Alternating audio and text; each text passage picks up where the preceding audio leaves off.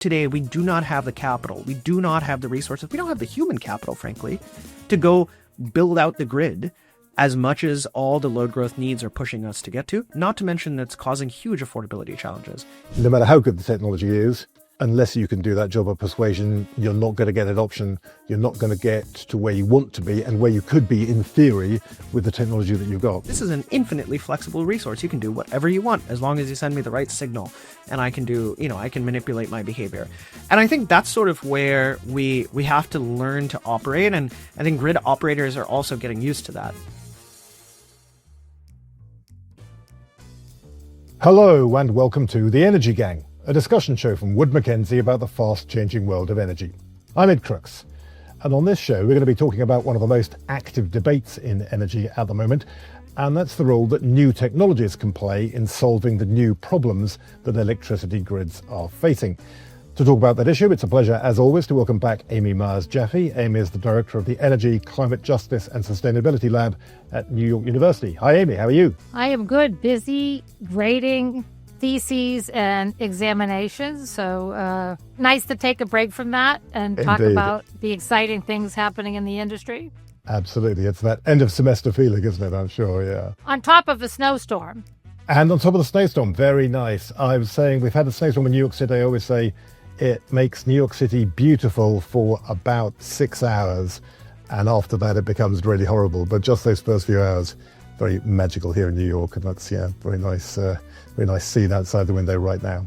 It's also a pleasure to welcome for the first time Paul Bhargava, who is the co-founder and CEO of a company called WeaveGrid. Hello, Paul. Welcome to the show. Hi, great to be here. Thanks for having me on, Amy and Ed. Yeah, thank you very much indeed for joining us. Now, we're going to come on to WeaveGrid in a moment, because that's really the heart of what we're going to be talking about in this show, what the company does, where you fit into this debate over the future of the grid. But before we do that, the first time we have anyone new on the show, something we always like to do is ask them a bit about their careers in energy, how they got started, how they came to the roles that they now hold. So what's your story, Paul? What first got you interested in energy and what made you decide to pursue a career in it? Yeah, well, it's funny. I'm an energy lifer, and there's a person on this show that's near and dear to my energy career, and that happens to be Amy, because she was one of my professors many years ago back at Rice University when I was getting my degrees there.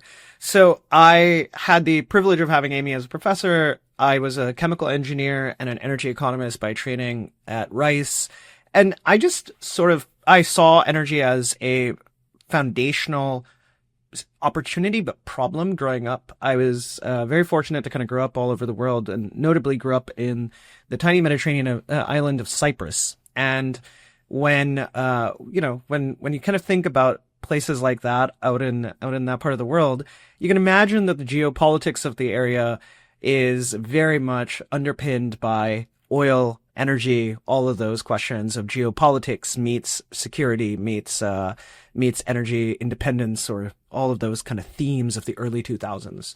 And so that got me really interested, even in high school and middle school, thinking about energy. What is the role of energy? And then energy took me very quickly to climate change. I got interested in the question of climate change and how societies would have or not have resilience.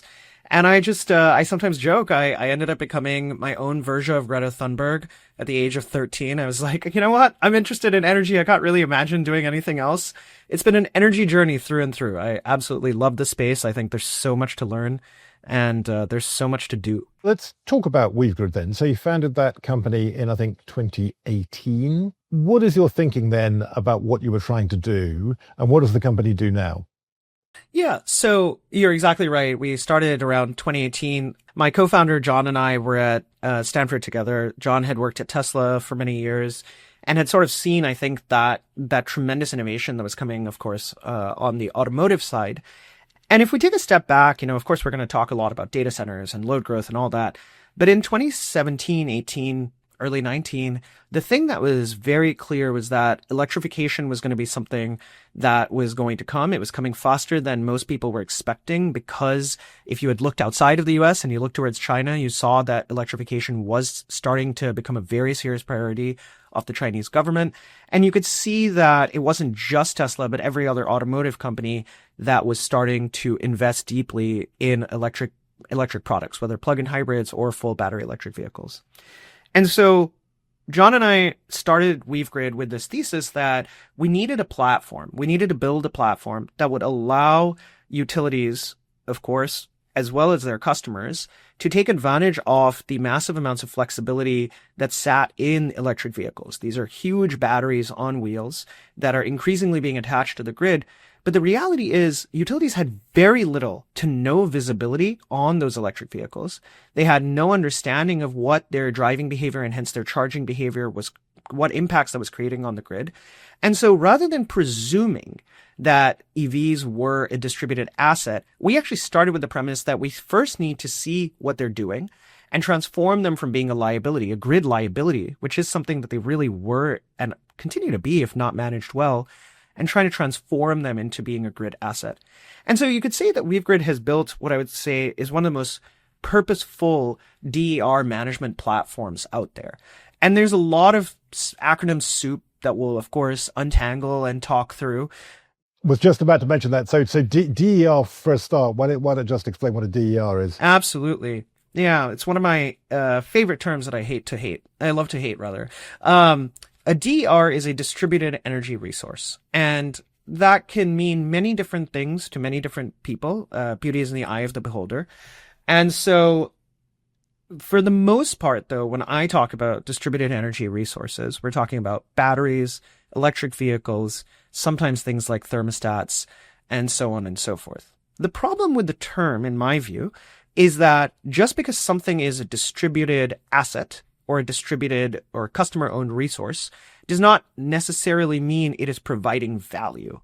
And so this concept that everything is a distributed energy resource, quote unquote, is actually not true. A lot of these things are devices that we've bought for consumer benefits, like heating and cooling, mobility in the case of automotive vehicle, in the case of the automotive sector, and our ability to harness the value versus letting it just become a liability that grid planners and grid operators have to think about really comes down to how we orchestrate and manage those resources.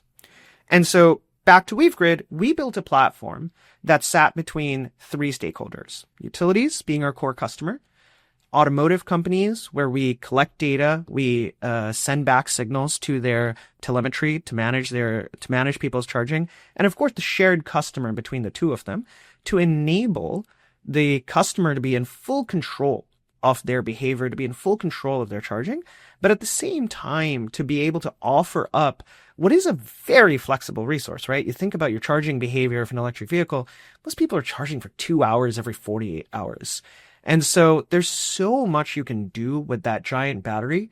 And of course, the real sort of magic in the platform is that we're actually providing at a very granular level, down to what's known as the grid edge, true visibility, monitoring and prediction, and then management and control of these aggregated resources on behalf of a utility. And I think that's very distinct from yesteryear, because traditionally utilities have not tried to leverage DERs in a grid operations way. They have tried to leverage DERs for what's known as demand response. And demand response is a very specific product that, there's been a series of DRMS platforms, DR management system platforms built around, where 5 times a year, when your peaker power plant is really overloading, you just say, curtail, curtail, curtail. You send out an emergency signal. You tell every thermostat to just shut down as much as possible, heat it up, cool it down, do whatever possible. But it's really not meant to be proactive. It's not meant to be a part of your sort of your actual infrastructure. It's meant to be a reactive tool that is only meant to sort of work in these emergency moments. And that's totally different from how WeaveGrid approached the whole problem. We came at it saying, what if we could make EVs, batteries, all these other devices a part of the fabric of the grid infrastructure? What if we could make managing them day in, day out as reliable as more copper in the ground and more steel in the ground? And that's a very distinct and different approach. And it's something I'm happy to, of course, dive into more. Yeah, I do think that's really interesting. And definitely you're going to have to walk us through that a little bit more, because that, I think, is a distinction I still don't fully grasp. I mean, going back to the question of sort of different kinds of business model in this area, one term I think you haven't used yet is VPP, virtual power plant, controversial, much discussed topic. Would you describe what you do then as operating a VPP? I would say that WeaveGrid runs a platform. Some people call us a DERMS platform, for example, an edge DERMS, a true edge DERMS, a DERMS. So distributed energy resource management system, DERMS, right? Correct. Yeah. I also hate this acronym, Sue. I promise. One of the things that we offer as running a platform on behalf of the utilities to actually understand and then manage those distributed resources, those customer-owned resources, is the ability to aggregate those resources as a portfolio and use them for grid management, whether it be deferring actual, upgrades that you need to make on your distribution system, notably around transformers and substations and feeders, or whether it be aggregating them and shifting the energy utilization so that you don't have to turn on other power plants. And when we run a utility-owned and operated program, some people would call that a virtual power plant. Now, my trouble with the term is not that these aggregations of customer resources don't drive value. The problem is in the term virtual power plant. Ed and I talked about this over a coffee once. There's a favorite Voltaire line of mine about the Holy Roman Empire. It was neither holy, neither Roman, neither an empire. The problem with a virtual power plant is it diminishes the value that this aggregation can deliver, because actually aggregations of resources can deliver a lot more value on the local system, on the distribution and transmission system, which a power plant cannot deliver. And at the same time, real power plants out in the field deliver a lot of value that customer resources don't have the telemetry, don't have the dispatchability, don't have the reactivity to be able to deliver. And so it's caught in this awkward place where it's neither a true power plant, but it's actually so much more powerful than a true demand response product.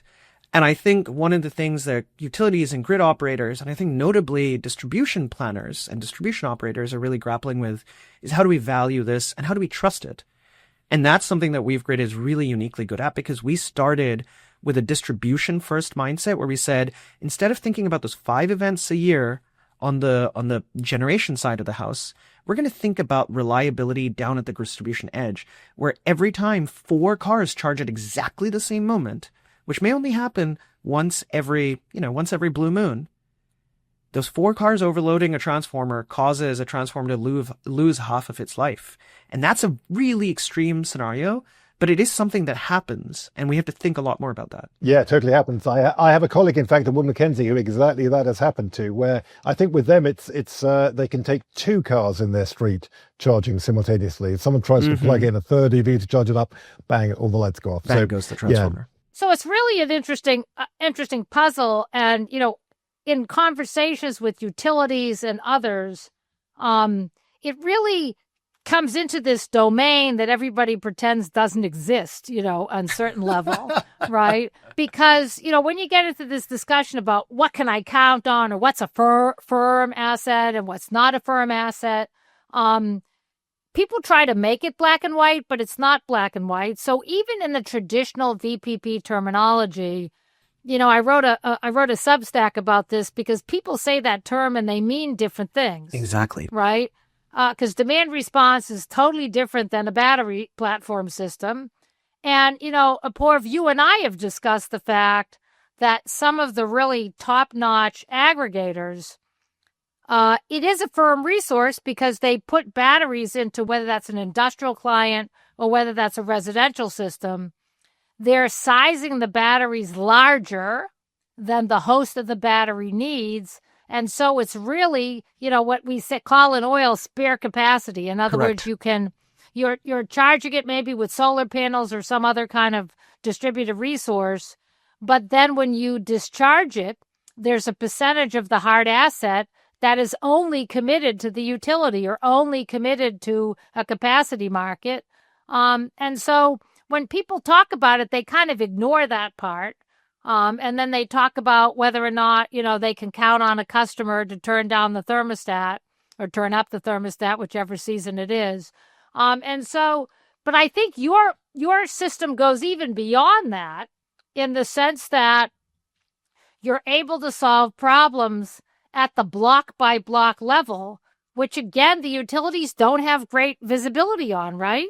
Correct. Yeah. One of the things that's most misunderstood about the grid, if we really kind of distill down to the simple concepts, is that we have unbelievable visibility on the generation and pretty fundamentally good visibility on the transmission system.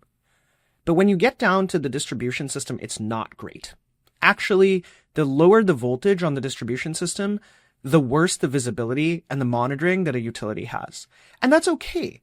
We've generally run these systems to failure because an average transformer used to cost $25,000, $30,000. It was fine to run it to failure in a neighborhood.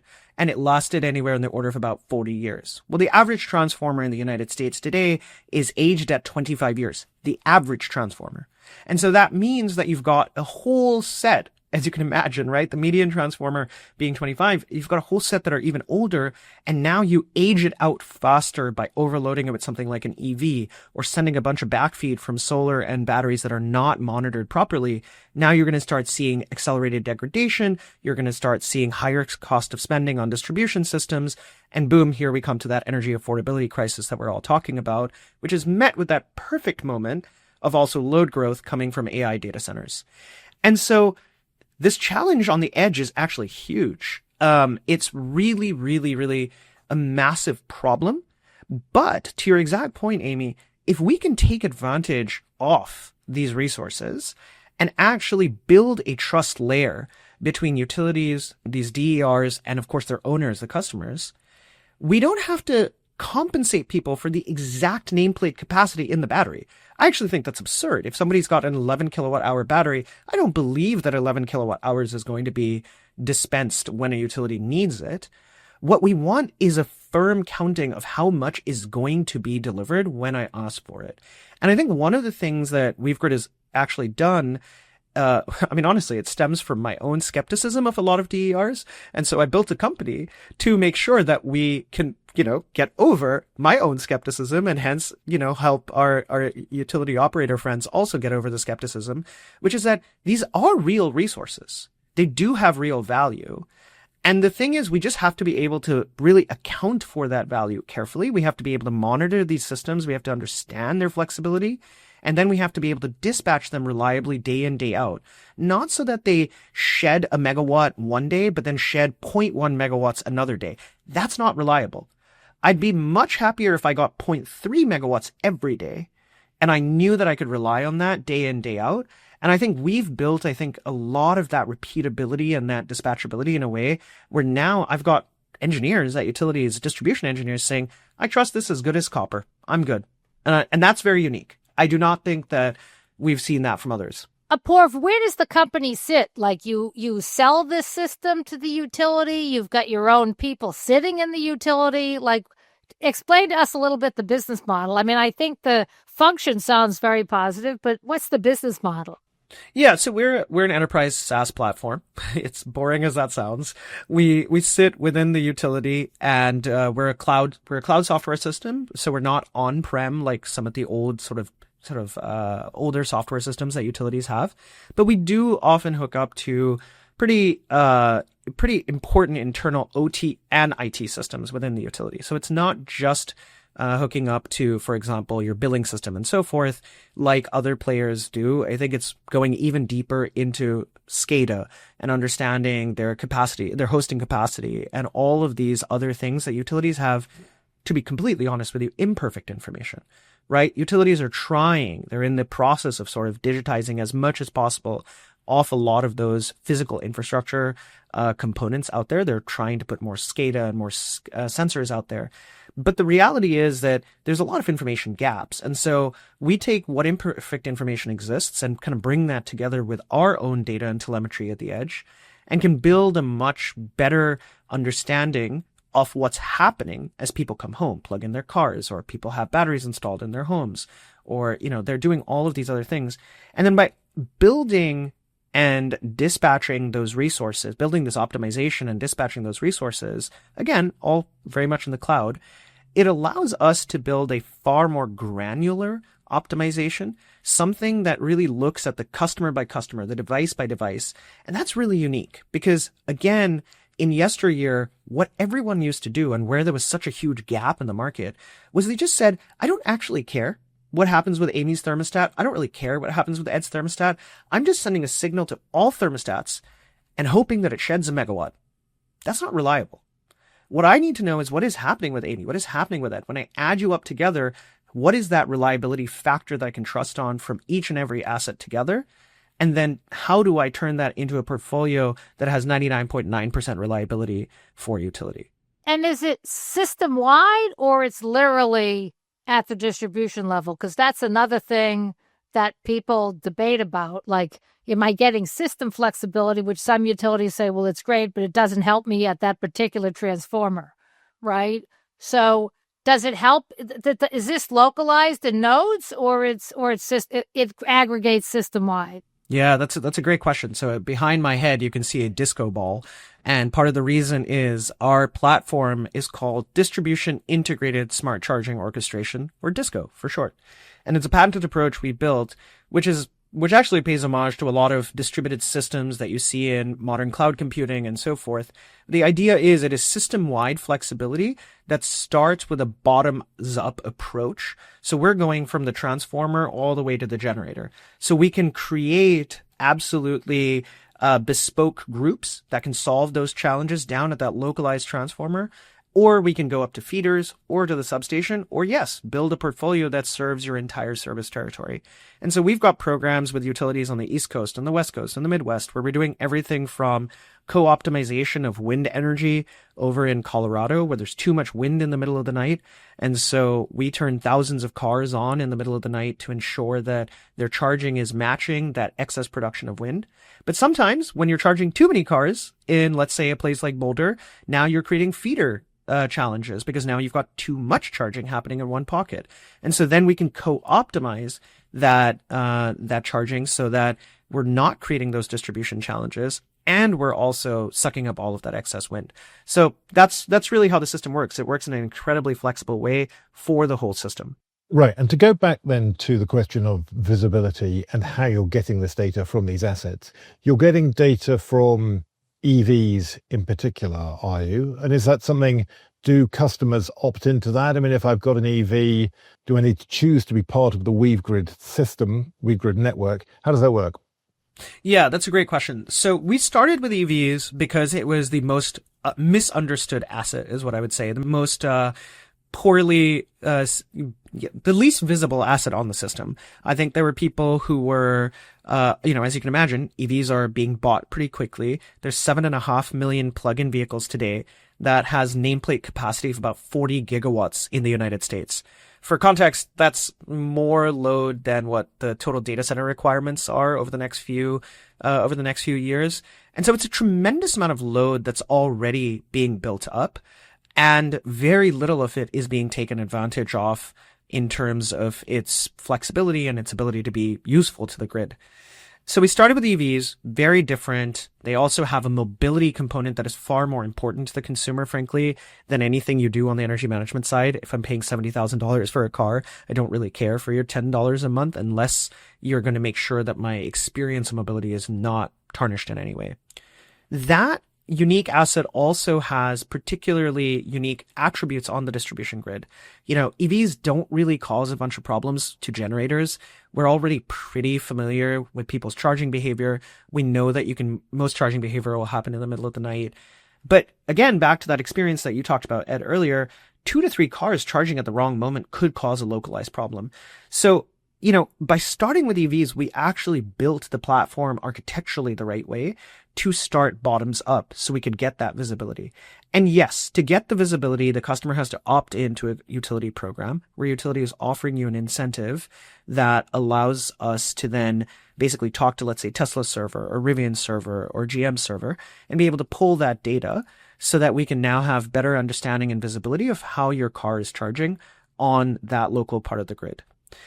As we're adding other devices, though, for us, it's very similar. It's exactly the same concept. And the reason we're doing it, and it's much easier in some ways, is because those are already pre-established connections and relationships. I mean, your Nest thermostat's been in your home for many years. We've got other devices that we've already documented pretty well. Energy management on cars was pretty poorly understood. There wasn't really a standard layer. WeaveGrid's been building very much that sort of standard operating layer for a lot of these automotive companies.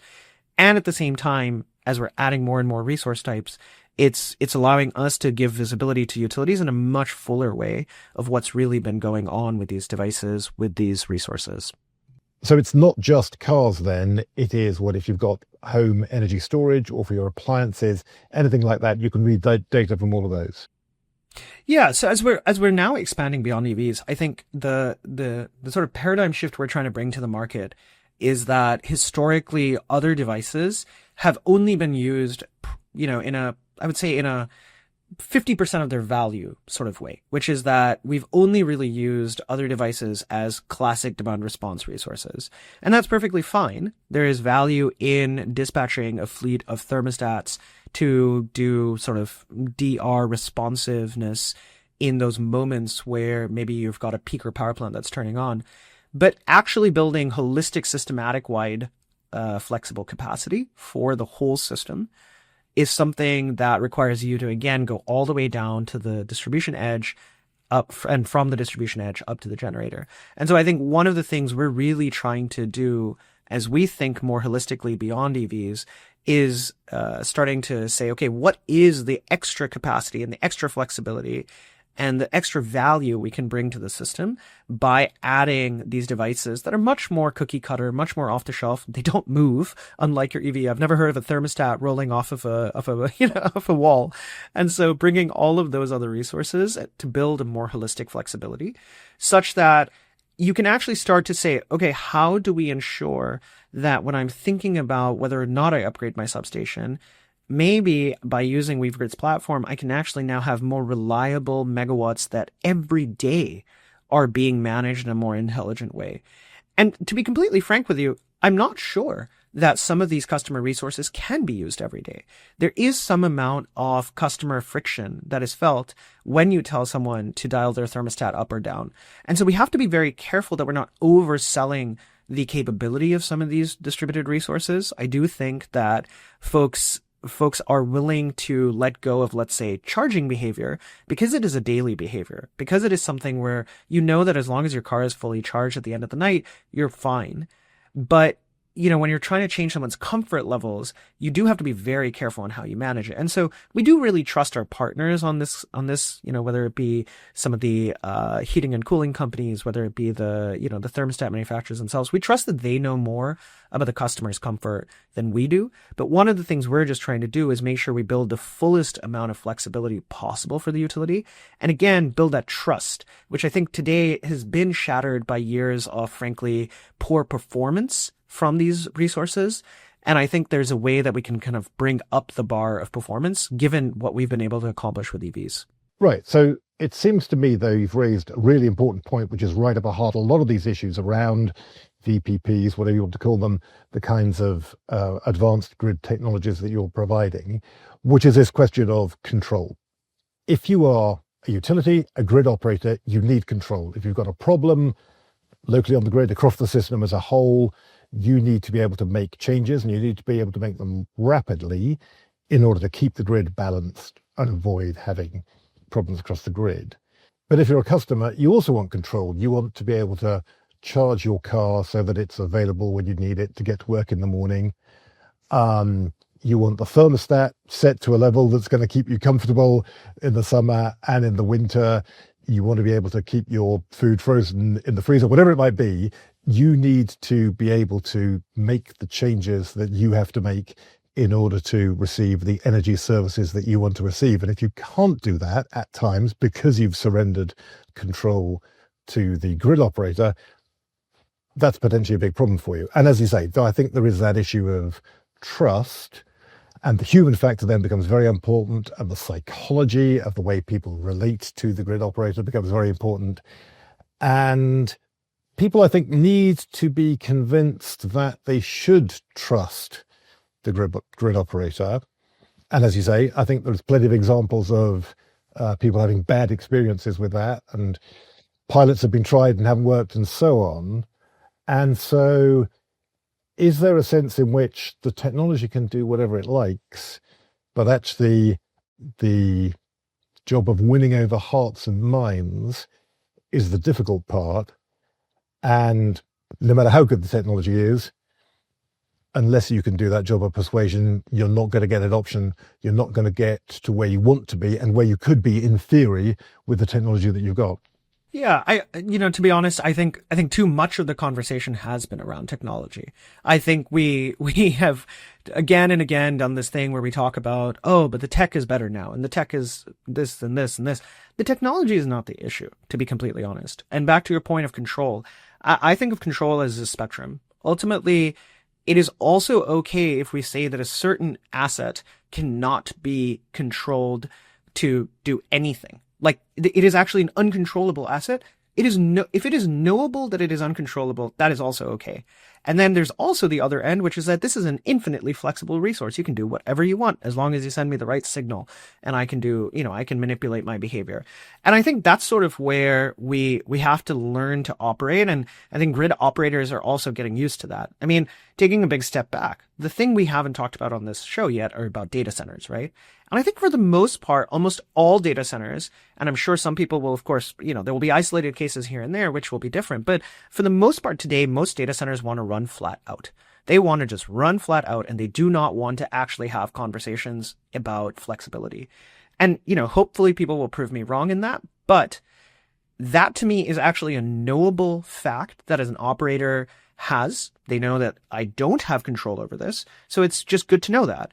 And then that allows me to plan my system and what resources I'm bringing and what capacity I have to build out and what infrastructure I have to deliver to, in a known way. It's similar with distributed resources too. If I know that my portfolio of, let's say, EVs or portfolio of batteries and EVs or whatever else is going to deliver me this shape of flexibility, this kind of megawattage. We've got hundreds of megawatts on our platform, right? Which we can easily scale to like a gigawatt plus over the next year.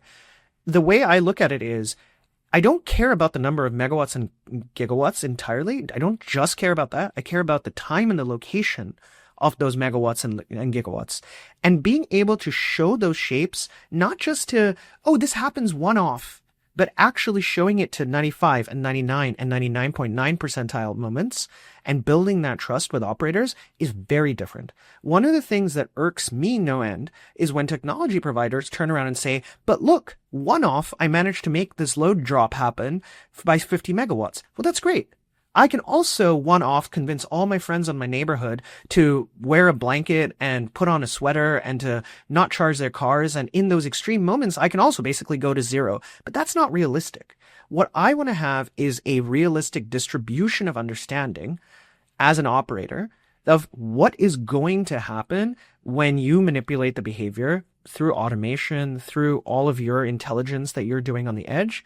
And then that allows me to plan how much I should or should not build out with how much extra headroom in my system. And that's a really important place to be right now, because today we do not have the capital. We do not have the resources. We don't have the human capital, frankly, to go build out the grid as much as all the load growth needs are pushing us to get to, not to mention that's causing huge affordability challenges. And so I think it's really exciting. I think for that reason, tools like ours are actually stepping up to the moment and are saying it's not just about the tech, it's also about the trust we've been able to build with customers and with utilities, of course, and kind of step into the moment and show off, what we can do to put that downward pressure on rates. Well, and I mean, I think the point also to the point here is that the utilities can't actually control what consumers do. And so, especially at the residential level, but even, when you were talking about the tech companies and other kinds of big industrial users. And so, when people feel like it's not reliable, they go on their own, and they're going to put in a solar system, they're going to put in storage. And then, I was talking to some people from the trading side. Right. And, the problem we have on the trading side, too, is you've got people gaming certain markets. And so someone was telling me an interesting story where they were studying trading markets, and they found that this couple of big traders that have been moving in and out of markets don't go to Vermont, because Vermont has used all these assets, has visibility within Vermont, not necessarily doing an ISO, but within Vermont, so, super small market, and they've completely eliminated the duck curve. And so there's nothing to arbitrage anymore, so no one's trading around in that market. Yeah, I think, this is one of the other challenges in our sector right now. And I think particularly, I as somebody who grew up in Europe, I still have sort of I do a little bit of discounting of a lot of the ideas that come across from Europe, because a lot of European startups and a lot of European companies come across and say, there's so much value in energy arbitrage, there's so much value in energy trading, this, that. Europe is a totally different market, right? After Enron, they were the only ones that actually deregulated outside of Texas, whereas the rest of the US actually stayed very regulated as a generally bundled entity. And I think one of the things that's interesting is arbitrage, right? It's a short game. In 2023 in Texas, the arbitrage value was so high in ERCOT that every battery manufacturer and every battery trader went out and said, I'm going to make a killing. And then you look at the prices today, you can barely eke out a living right now by trying to play the ARB game, right? Hey, listen, to NYU, I have a bunch of students working on these VPP statistics state by state, and then also working with the SAIDI data. So SAIDI data tracks total minutes of electricity outage by average customer per location. We're working with the annual data, but you can get a little more granular. And the outage data for Texas, 2020, 2021, 22 was out of sight. And now it's tiny. And you can really attribute that because, those same traders are still there. But, you can really attribute that to their reduced opportunity, because the outage data for 2024 and 2025 is so small, because a lot of batteries went in. And then also, you get NRG doing a VPP 1 gigawatt. You've got a lot of other VPP players. It's probably the biggest state, or one of the biggest states for VPP. And so, there's a lesson there. Arbitrage is generally a game that you should leave to traders and maybe utilities to go figure out. I don't want consumers holding the hedge risk of things like ARB. It's just too complicated. And I say this as somebody who spent my whole career in energy. What I think is different and unique about WeaveGrid's business model and how we try to work with distributed resources, right, is we're not trying to be an aggregator playing in power markets and pretending that we're going to be somehow better at that. We're actually trying to aggregate resources on behalf of the utility and actually arbitrage against infrastructure build out. And what I mean by that is infrastructure is going to take decadal, time horizons to build out to the level of load growth that we're anticipating in this country, localized at the level of distribution, transmission, and of course, generation too. But generation infrastructure gets built way faster than you think, right? And that's why ARB goes away. However, poles and wires, transformers and substations, that takes time. We don't even have a supply chain for enough transformers today. The prices have gone up so much today. And so our ability to unlock capital flexibility using distributed resources requires us to bring up the bar of visibility, monitoring, and control of those devices to a whole different level than what we've done before. Because historically, all we needed to do was say, I'm going to hit a button, hopefully a couple megs show up, and I don't have to worry about it beyond that. But now it is different. We really are trying to say, how do we defer spending more money on capital? And guess what? Utilities are the ones saying that, because they have to make a choice between, do I provide the infrastructure to that data center? And do I go and upgrade parts of the cul-de-sac where people live with EVs and batteries and all those things going into homes? And the trade-off is real because it's economic trade-off. And I'd much rather be upgrading the power lines to ensure the data center comes online while keeping costs low for everybody else. And so I think it's a fundamental shift in the business model of flexibility. But they're making people on the cul-de-sac really, really angry. So they're having to balance that. You got to balance that. You know what I mean? So because rates are, and they want rates to go up. Like they're making big money. Their stock is way up. Almost universally around the country. Well, not universally, but in a lot of key markets. But on the other hand, it's a lot of political pressure now. Right. Okay. So let's talk about scale and speed of deployment then, because it seems to be then if you're talking about offering material solutions to some of these problems, you're going to need to get to very large scale pretty quickly. Yeah, I think you were talking earlier about being in the hundreds of megawatts scale at the moment. US demand is projected to grow by, 50, 100 gigawatts maybe over the next 5 years, as you say, because of data centers largely driving that very rapid growth. Is it going to be possible for platforms like WeaveGrid and similar companies really to make a material difference to the extent to which we have to have a physical infrastructure build out to meet that increased demand? Or are you really just kind of a scale, chipping away at the edges, maybe making a few little savings here and there, but not really fundamentally changing the structural equation?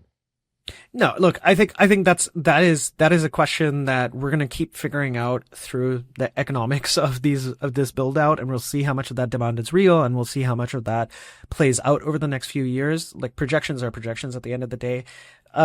What I think is that better utilizing the distribution grid from the about 25% utilization that it has today to close to 50 to 60% is something that WeaveGrid can facilitate.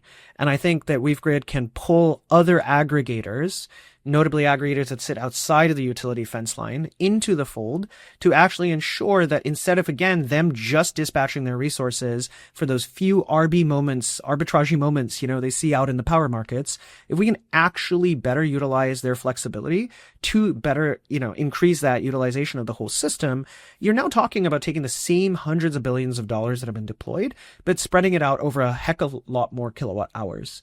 And so there is an opportunity, no matter how many gigawatts of extra demand shows up, to actually keep driving down the cost of the fixed infrastructure. And that's, I think, a given.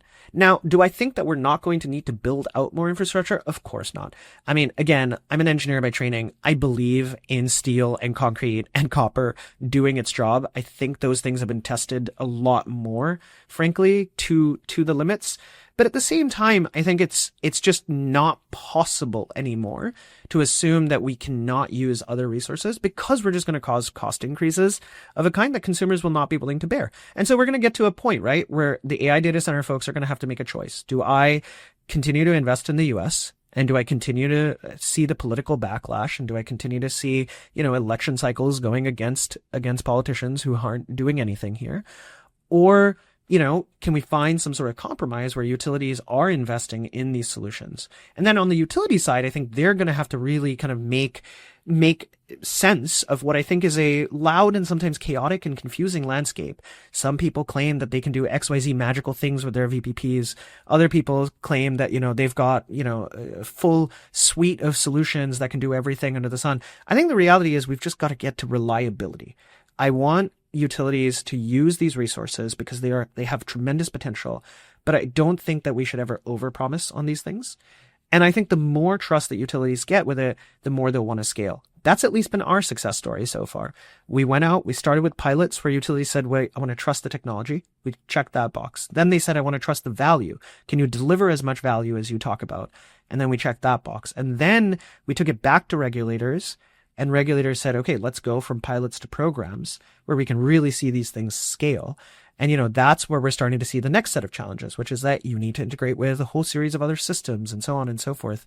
And that stuff takes time too. But I think the ability to scale from hundreds of megawatts to even 10 plus gigawatts is far more doable than, frankly, waiting on some magical fusion to show up in the next couple of years. And I think these are all known problems in some sense. And I think that's why I have a lot of confidence in our scaling. So I have a futuristic issue to bring up, because part of the reason that I called you is I was at a dinner and we were in a heated debate about VPP, and I said, well, I was at some conference keynoting and somebody came up to me at the sidelines and said, you really need to know, as we go AV from the ride sharing world, they are going to have a business model where they're going to have a whole fleet of AVs, and then they're going to know that they can arbitrage between mobility services and plugging all those batteries from those AVs into the grid all at one time and providing, a flex battery system for a distressed grid or a capacity market or whatever, like an hour, it had to be an hour ahead market, couldn't be a 2-year ahead market, but, some kind of shorter time frame market. And I was telling that story, and everybody said, well, you're the one who knows the PORV. You should talk to him because he's the one that's closest to being able to organize that. And so, let me ask you, do you see that in the future? Yeah, I think. Okay, let me take a bit of a step back. So there's this term that's become very popular recently when we're talking about data centers. It's this term known as the bit-watt spread. What is the value of a bit relative to the value of a watt? And I think as somebody who believes he's probably been closest to looking at energy systems and mobility systems in the same framework, I'm going to coin a new term, which is what I call the mobility watt spread, which is how much do you value your mobility versus how much do you value the watt that powers your mobility? In this moment, I can guarantee that each and every one of us on this podcast has probably paid a lot more for an Uber or a Lyft or a taxi, and definitely for a flight, than we have our average monthly electricity bill. And so we do value our mobility quite a bit, is where I want to start this conversation. What I would say is, as we move to a world of autonomous vehicles, what they're building essentially, right, is a portfolio of mobility. So they will have a better understanding of the supply and demand of mobility needs in any city, in any region. And at the same time, they will also have a better understanding of the sort of downtime of that fleet and also the option value of that downtime. And I think one of the things that they will have to weigh is the mobility value of even the option of having your car ready to go rather than draining it of its batteries, if its battery state of charge, is that option value more than the value of the watt that it can provide in a market or in some sort of flexibility program. And what I would say today, based on the modeling, based on the data we have, based on the tens of thousands of vehicles and other devices increasingly we have in our programs, is that today it's very hard to see a pure arbitrage in power markets case for an AV fleet to make more than incrementally few dollars in their total cost of running or total value in their business model. However, if there is an opportunity where somebody says, look, Waymo or whoever, right, Zoox, instead of upgrading this substation, if we can actually curtail your charging by, let's say, 10% on these 5 to 10 really hot moments or really tough moments in the year, and that means that your fleet might not be fully charged, but might be 75% charged, we can save you, 2 to 3 years of upgrade time, and we can actually offer you that in lower energy cost. I think they'll take that. And so that's where the opportunity, I think, comes in again, which is the AVs actually saving infrastructure, time and money, which is where I think they will become curtailed versus, turning them into a giant aggregated power plant, which are trying to bid into ERCOT or ISO New England or something like that. Because I'm just not sure that the value is quite there unless we frankly start seeing energy prices and capacity or energy markets going up another 10x. And so that's where my theory comes about right now, Amy. But I'm happy to debate that over another coffee. Yeah, definitely a lot more to talk about on this one. Certainly the future of AVs is fascinating. I think we're just about out of time, though. Unfortunately, we're going to have to leave it there. Just before we go, though, just time quickly for our free electrons, personal items that we've brought in. I'm going to start myself. I just wanted to flag up the film Eddington, which I just watched. It was out earlier this year. Really interesting about data centers and public resistance to new data centers getting built. Very much a film that speaks to our present moment. Pretty grim and depressing, actually, as a take on that, I think, but also, as I say, pretty prescient in identifying data centers and the way the public feel about them as a big issue in America today. And I would say definitely if you're interested in that issue, it's a film that's well worth checking out. Amy, what's yours? Mine, Ed, kind of comes from sort of the same thing, but a little bit differently. So a couple of years ago, we had a mockumentary, like a comedy series that was a film about aliens coming down from outer space. But now apparently you can go to Amazon Prime and there's a real documentary that is quoting like real government officials, ex-CIA. I saw this. Apparently Yeah. Marco Rubio is featured I saw in the this listing. documentary, which I haven't had a chance to watch yet, about how the government is hiding from us the fact that there are alien spacecraft that are coming down to Earth. And so this time of year in my clean tech class, each student is supposed to do a report, like a Wall Street style report about a potential sector. And one of my students, I guess, kind of was watching this documentary.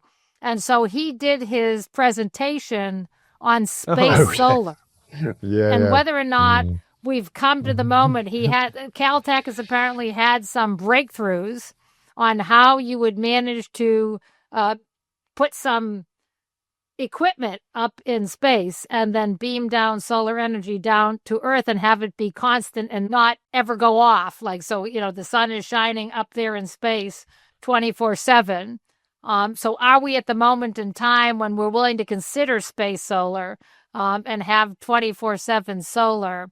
And so when he was making his presentation, I showed him, that Florida company that has a data center on the moon. Well, to be fair, they don't. When you say they have a data center on the moon, They don't have yet. a notion. They don't actually have one. They would like to have one.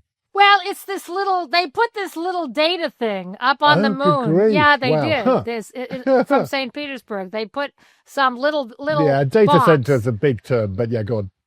But, right, yes. Yeah, not a data center like, we have here down on the ground. But the interesting thing is, thinking about all of this, is you have these big tech companies, like SpaceX talking about going public, and you have you have other big tech billionaires investing in space travel. And originally, I think they were thinking about bringing minerals back that would solve the minerals problem. But now, now there's this new interest in, could we solve our data problem in space, whether that's space solar or whether that's space data center, etc. And so that is my free electron because it's front of mind because I had a student say that it might be a business finding its time. Yeah, that's pretty fantastic, especially with all the conversations increasingly now about data centers in space. SpaceX is going to be doing that. And then what would happen? What would happen if there are like other civilizations out there? How are they going to feel about all these gadgets? That we're going to put up there. Just throwing it out there. Downloading their videos from Amazon Prime to find out about life on Earth. Indeed, yeah. Anyway, Paul, what's yours? Yeah, well, mine's probably a little less data center heavy. I'm somebody who loves salt, and so I'm gonna give all your listeners a book recommendation, which is Mark Kulensky's Salt: A History of the World. And I love it because I think one of the things we all miss is how much the history of salt. I'm spoiling the ending here, but the reason we have salt in abundance is because of energy. And the fossil fuel revolution that sort of enabled us to have abundance of salt, which went from being a completely, difficult to access commodity, something we fought wars over and so on and so forth, to now, I think, this really interesting moment where the salts are actually coming back to enable abundant energy because lithium and magnesium and all these things matter a ton. And so, and sodium, of course, sodium batteries now becoming sodium batteries. Exactly. Yeah. So, I'm gonna go recommend you spend your Christmases and holidays reading about salt. It's a pretty fantastic book. Yeah, that is a fascinating point, something I've never thought of at all, but the energy salt nexus, as you say. Energy really salt interesting nexus. subject. Yeah. So we do, unfortunately, have to leave it there, but many thanks, Amy. Thank you, Ed, for a great show. Yeah, many thanks to Paul. Absolutely. Thank you all, and excited to have been here. Thank you for the invite. Yeah, thanks a lot for joining us. It's been great talking to you both. Look forward to talking again soon. Thanks to our producers, Stuart Duffy, Toby Biggins-Gilchrist, and Dan Cottrell. And above all, many thanks to all of you for listening. We really value your feedback, so please do keep that coming. And we'll be back soon with all the latest news and views on the future of energy. Until then, goodbye.